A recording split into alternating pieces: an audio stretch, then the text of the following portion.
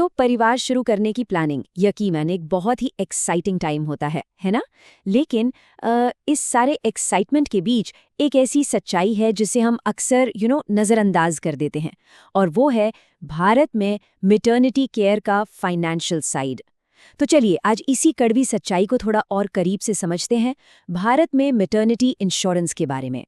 Pregnancy test positive आने के बाद मैटरनिटी इंश्योरेंस खरीदना ठीक वैसा ही है जैसे घर में आग लगने के बाद फायर इंश्योरेंस खरीदने की कोशिश करना।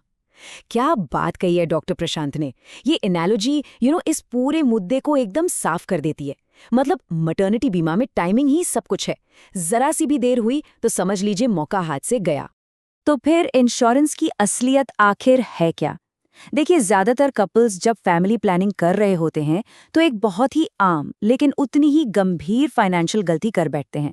आइए इसी पर बात करते हैं कि वो गलती क्या है और सबसे जरूरी उससे बचा कैसे जा सकता है। यहाँ ना दो बातें हैं जो एक दूसरे से बिल्कुल मेल नहीं खाती।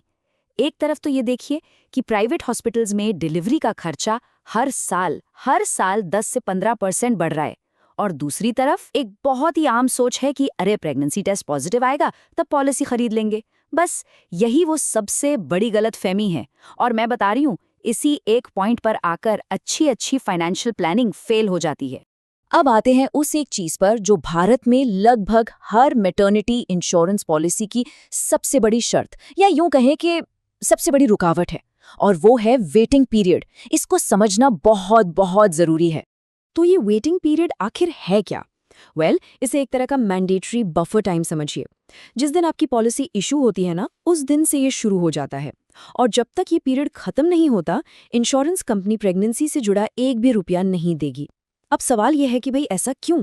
सिंपल है, कंपनियां ये नहीं चाहती कि लोग सिर्फ तब पॉलिसी खरीदें जब उन्हें पता चल जाए कि अब खर्चा होने वाला है।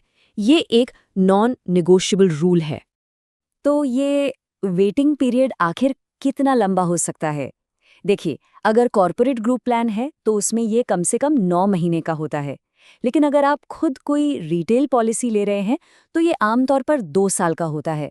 और सुनिए, कुछ प्लान्स में तो ये 4 साल तक का भी हो सकता है। 4 साल! और हाँ, एक सबसे जरूरी बात, इसको बहुत ध्यान से समझिएगा। वेटिंग पीरियड की घड़ी उस दिन से शुरू होती है जिस दिन पॉलिसी इशू होती है, उस दिन से नहीं जिस दिन कंसेप्शन होता है। ये एक छोटा सा टेक्निकल पॉइंट लगता है, लेकिन यकीन मानिए इसको नजरअंदाज करना एक बहुत बड़ी फाइनेंशियल भूल साबित हो सकती है।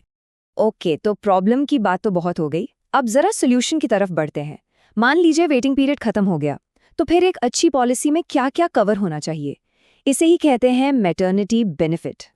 तो एक अच्छे मैटरनिटी बेनिफिट में ना कई चीजें आती हैं, जैसे नॉर्मल और सी सेक्शन दोनों तरह की डिलीवरी का खर्चा, फिर हॉस्पिटल में भर्ती होने से 30 दिन पहले के खर्चे और डिस्चार्ज होने के 60 दिन बाद तक के खर्चे, और सबसे इम्पॉर्टेंट न्यूबॉर्न बेबी का कवर कम से कम 90 दिनों के लिए, ये भी शामिल होना ही चाहिए। ठीक है, अब आते हैं कुछ छिपे हुए ट्रैप्स पर। पॉलिसी डॉक्यूमेंट में जो फाइन प्रिंट होता है उसमें कुछ ऐसी बातें छिपी होती हैं जो बाद में बड़ी फाइनेंशियल दिक्कत दे सकती हैं। तो चलिए इन फाइन प्रिंट्स को डिकोड करते हैं ताकि कोई भी सही फैसला ले सके। सबसे पहले बात करते हैं सब लिमिट्स की। ये समझना बहुत जरूरी है कि जो आपकी पॉलिसी का टोटल कवर अमाउंट है वो जरूरी नहीं कि मैटरनिटी के लिए भी उतना ही हो। अक्सर होता ये है कि मैटरनिटी खर्चों के लिए एक अलग और काफी कम लिमिट तय कर दी जाती है। चलिए इसको एक आसान से उदाहरण से समझते हैं। मान लीजिए किसी बड़े शहर के हॉस्पिटल में डिलीवरी का टोटल बिल आया 90,000 रुपए, लेकिन अगर पॉलिसी में मैटरनिटी सब लिमिट सिर्फ 50,000 रुपए की है तो इंश्योरेंस कंपनी आपको बस उतना ही देगी, बिल भले ही 90,000 का क्यों ना हो। तो नतीजा क्या हुआ? बाकी के 40,000 रुपए अपनी जेब से भरने पड़ेंगे। ये है सब लिमिट का सीधा सीधा असर। इसीलिए इसके लिए पहले से तैयार रहना बहुत जरूरी है। और सब लिमिट से इकलौती प्रॉब्लम नहीं है, और भी बहुत कुछ है, जैसे कि रूम रेंट कैपिंग। मतलब अगर आपने कोई महंगा प्राइवेट रूम ले लिया तो हो सकता है आपका टोटल क्लेम अमाउंट ही कम हो जाए। फिर आईवीएफ जैसे इनफर्टिलिटी ट्रीटमेंट्स, वो तो लगभग कभी भी कवर नहीं होते। डायपर, रजिस्ट्रेशन फीस जैसी नॉन मेडिकल चीजें भी लेस से बाहर होती हैं। और हाँ, एक और जरूरी बात, ज्यादातर पॉलिसीज 45 की उम्र के बाद किसी महिला को पहली बार एनरोल नहीं करती हैं। तो अब जब ये सारी बातें पता चल गई हैं, तो सवाल ये उठता है कि सही पॉलिसी चुनने के लिए हमारा एक्शन प्लान क्या होना चाहिए। मैं आपको कुछ की क्वेश्चंस बताता हूं जो किसी भी पॉलिसी को फाइनल करने से पहले जरूर पूछने चाहिए।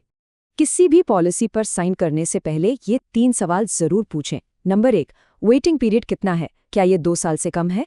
नंबर 2, सब लिमिट कितनी है? क्या सी सेक्शन की लिमिट आपके शहर के हॉस्पिटल रेट्स के हिसाब से काफ़ी है? और नंबर 3, न्यूबॉर्न बेबी कवर कैसा है? क्या बच्चा डे 1 से ही NICU जैसी इमरजेंसी के लिए कवर्ड है? तो आखिर में बस एक सवाल अपने आप से पूछना बनता है, क्या आपकी फाइनेंशियल प्लानिंग आपकी फैमिली प्लानिंग के लिए सच में तैयार है? क्योंकि याद रखिए, सही समय पर और सही जानकारी के साथ प्लानिंग करना ही सबसे स्मार्ट तरीका है।